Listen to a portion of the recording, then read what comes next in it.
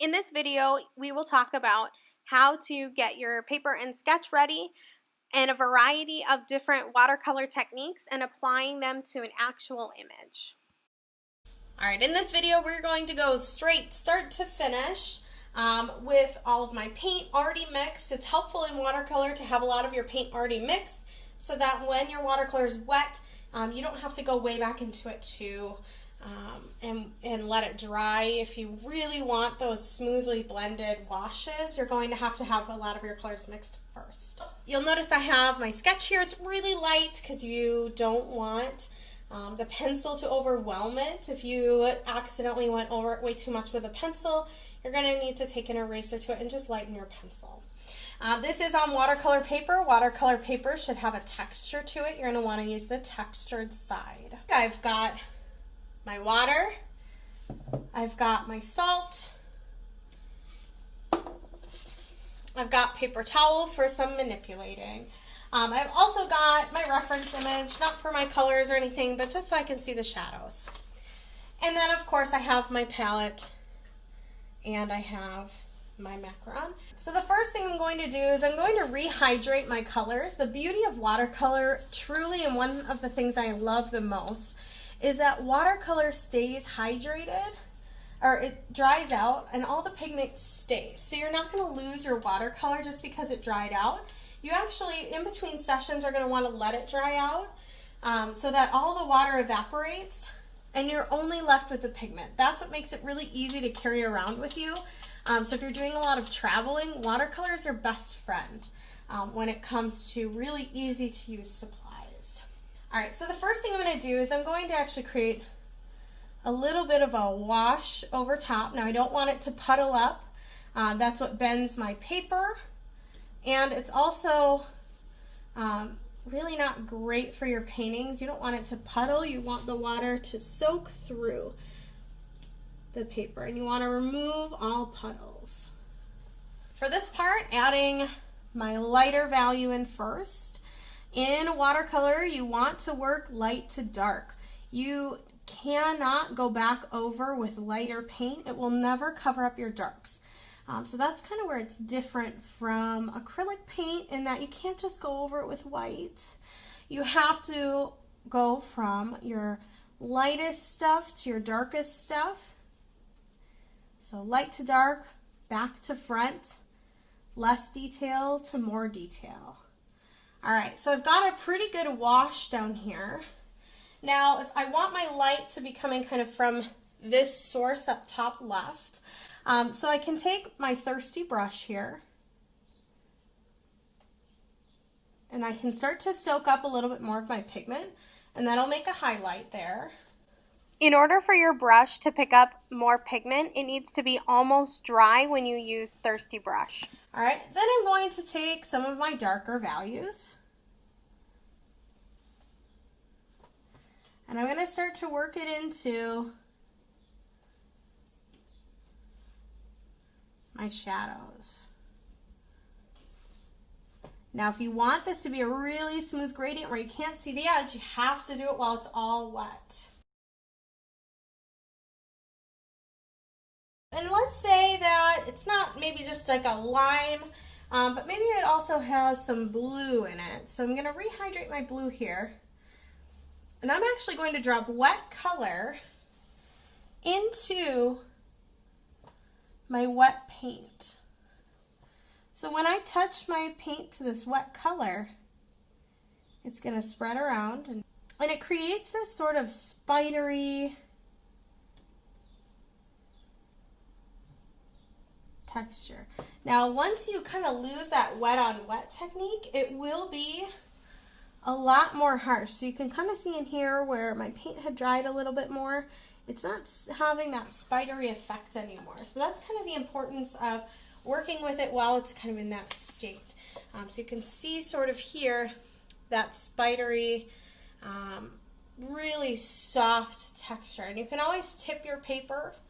So I'm tipping mine kind of to the side, upside down, to have my colors move around. Alright, so while I let that dry, I'm actually going to work on this center part. I'm going to work on the area of my macaron here where it has lots and lots of texture. And I'm going to work on the bottom one. When you're working in watercolor, it's best to jump around a little bit. So if I went in right underneath here and started adding in my color, it probably wouldn't work that well because I am putting wet color next to wet paint. So then they'll blend together, and I don't really want that to happen. So what I'm actually going to do here is I'm going to go in really light. I'm working light to dark. And I'm just going to go in and start putting in my base color. I'm making my color darker here by just adding brown and more green and more pigment. Now I'm going to go through and I'm going to start kind of putting in just some light texture. And I'm going to go, after it's all dry, I'm going to go back through and I'm going to put in even more texture. And it'll start to look like this, where you can see the edges of all of your textures. It has really sharp edges to it, and that can be really desirable for you. Oh, I also want to maybe get a little bit more values into my macaron. So I've got my dark green. I might pull a little bit more over here. And I'm going to add some black and some brown to it to really darken that green.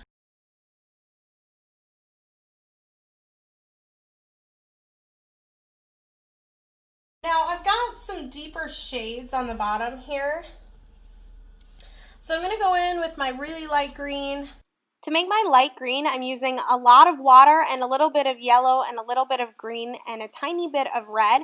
Anytime you want to make something lighter in watercolor, just use more water. I'm going to use that thirsty brush to start picking up the colors that I want to be lighter. So up here, I want it to be a little bit lighter, so I'm going to pick up those colors. I'm using the thirsty brush method. While it's still wet, I can still do a lot of blending here. And now I want to put in my darker color. So it looks like I've got a little bit more water than I want to. If you have too much water, you can use a dry brush to pick up more of the water, or a paper towel, or your rag. Now what I'm going to do is I'm going to take my dark, and I'm going to use my small detail brush, and I'm going to start putting in my dark down below here. And my shadow, because it's hitting the table, my shadow is going to come up from below, and I can let it spider here, but I may not want it to actually do that. So what I'm going to do is I'm going to control that blending. So I'm going to kind of interrupt that spidery blend and do a lot more controlling of it. Now let's say I wanted to for sure add a lot more darks into there, maybe in the brown variety. I can go in and do that. I can maybe add a little black. And then I'll just want to make sure that whatever colors I'm adding, I'm also blending out. So all of this is happening while it's wet. So once it's dry though, you can still go in. So it kind of lost a little bit of its flavor and a little bit of its beauty. So what I'm going to do is, while this area is pretty much dry now, watercolor doesn't take crazy amounts of time to dry, I'm going to start working in a little bit more of my dark values again. Now this is my kind of wet on dry technique. So I'm using wet paint on a dry surface, and you're going to notice that the colors don't really blend. That's okay, because I can blend them out by just using more water. I can make them more transparent so that I can see the layers underneath and still get the values that I'm looking for. So you're going to be working in lots of layers with watercolor, and this is kind of the best way to get that. Now I'm going to get this a little bit wet, add maybe just a touch more of my green here. I'm ready to actually start painting below here because it's pretty dry. So what I'm going to do is I'm actually going to paint my dark green up here, and I want to give it some texture. So I'm not just going to leave it with the green paint and call it a day. I'm going to make sure there's kind of a good amount of paint there, And then what I need to do is I'm going to actually add a little salt to a spot on my palette. I don't want to pour the salt right onto it. I want to have control. So then I'm going to pick it up with my finger, and I'm just going to really gently put the salt onto my paper. And salt kind of soaks up some water, so you're going to get some really cool textures. Salt is great if you've got like crashing waves or some really interesting textures in your painting. This is kind of the effect that salt can give you right up top here. So you don't leave the salt on your painting. Once it dries, you actually scrape the salt off, and then you get all these little pockets of outlined color because that's where the salt was sitting. So once this dries, I'm going to do that. So then to finish it out, I might go in with my really light color and my small detail brush. And maybe because I used green all the way through and dropped in some teal, maybe the center of my macaron is going to be a sort of tealy blue. For the center of my macaron, I'm putting in a base coat of teal so that I can use the thirsty brush method to put in a highlight and remove some of that pigment. So here you can see I'm removing some of the pigment to create a highlight in the center of the macaron. As like a finishing touch, I might go in, add some more values to mine.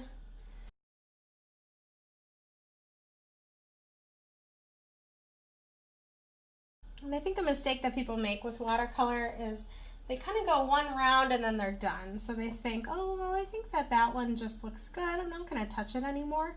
And I think that sometimes some of the best highlights and shadows that you get are going to be at the end when you're going back through and you're just kind of making everything pop a little more. So maybe you're adding a little bit more condensed green that you didn't think that you maybe wanted, but you feel like once everything gets a little washed out, you might actually need those.